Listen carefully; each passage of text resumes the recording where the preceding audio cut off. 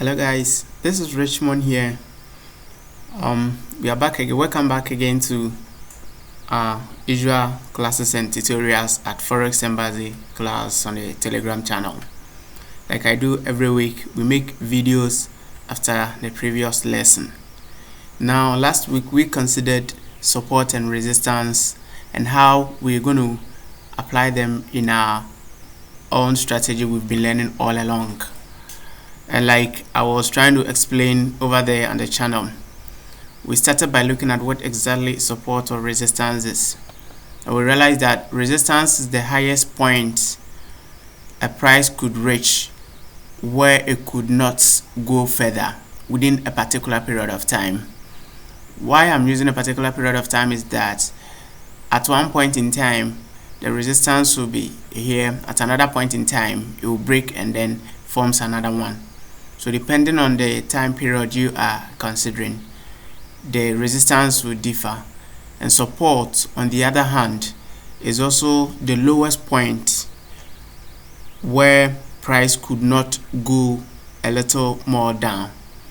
Okay, so it's like price kind of found support over there and so could not go down anymore. And when we talk about the resistance, it's like price was resisted from going further up.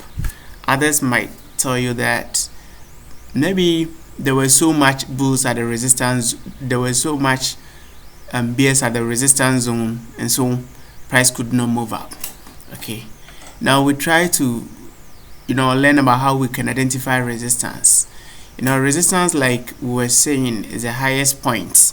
So depending on the time frames you're looking at, for instance, here I'm using a 60-minute chart. So what it means is if you're looking at a 60-minute chart of Euro USD, for the previous 5 trading days, these are the resistance zones we had.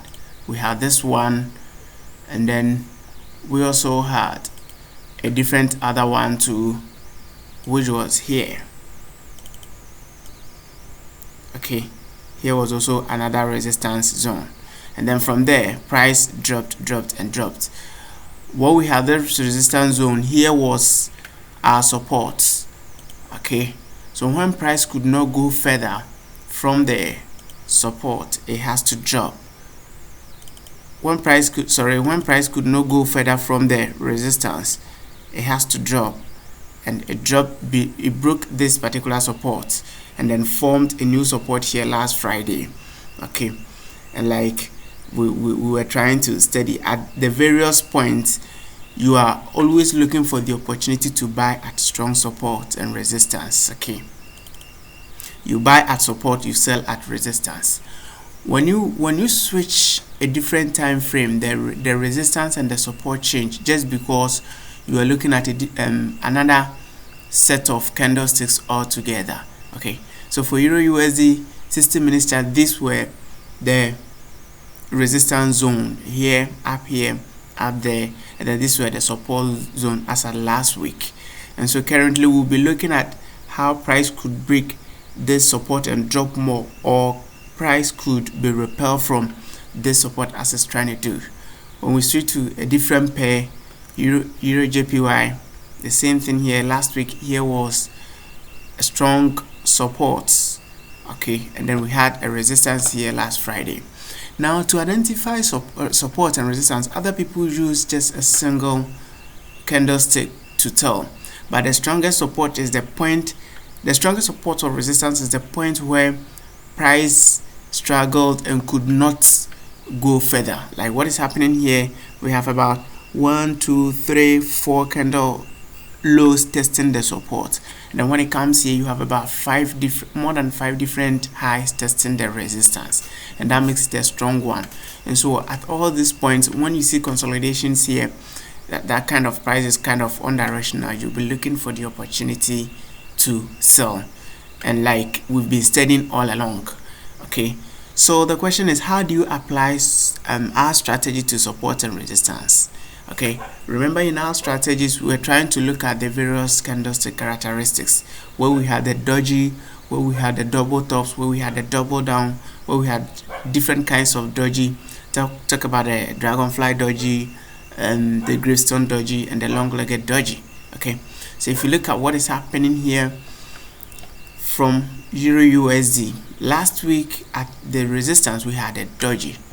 So if you have such a formation here at a resistance and you have a doji, it tells you that something is about to happen. So like we were studying, you place your pending order 5 pips from the low of the previous, the newly closed doji, and then your stop loss just at the strong resistance zone, and then you wait to see yourself being triggered. And like we were saying, if you actually did something like this, I actually gave this signaling in one of my channels, and all along guys have been in the money. And the same thing happened here too. There was a strong resistance here, and so just this and that forming this bearish engulfing price dropped. And last Friday here we had this formation here and price rising up. Okay, you go to Euro JPY, you are seeing the same thing like we're trying to say. That tells the authenticity of how authentic our strategy is. Okay, this is the only strategy that is able to withstand test of time. No matter market conditions, you still have good entries. Here you are seeing a doji coming in, and then kind of a double top formation. Okay, yeah, here double the doji, the low of the doji was broken, your stop loss here, so a lot of formations, your stop loss is not hit. Of course, you have just very good risk reward ratio, because if you look at where you're going to place your stop loss, which is somewhere here, and then you look at how much you're going to make if your stop loss is hit. Okay, from here to the stop loss is about 20 pips, but when it's dropping, it dropped, okay, 80 pips, and that is very good risk reward ratio. And if you have a strategy that gives you risk reward ratio of 1:4, it means it's a very good strategy. Okay, so guys, I want you to practice this. Sometimes if you want to see how clear you are with the support or resistance, you can use the zoom button on the MT4, okay, just to increase or decrease it. The more you squeeze it up, the more you get the various resistance zones, and then from there you can do your trading. Don't always forget the various candlestick characteristics that we've been studying.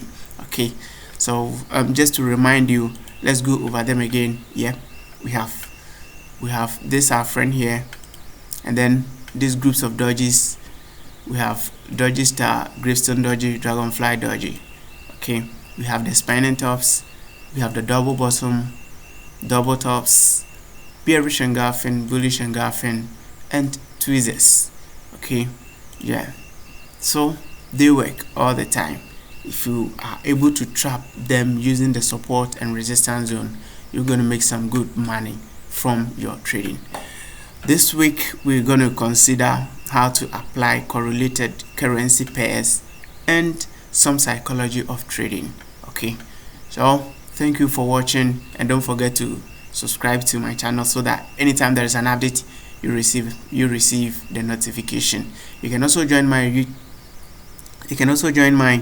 Telegram channel, and then anytime we have classes or we have lessons, you come to enjoy. Okay, the whole idea is to help traders who are losing so much in the forex market learn a strategy that will always put them in the lead. My name is Richmond, and you are always welcome for new ideas and any other help in forex trading. Thank you.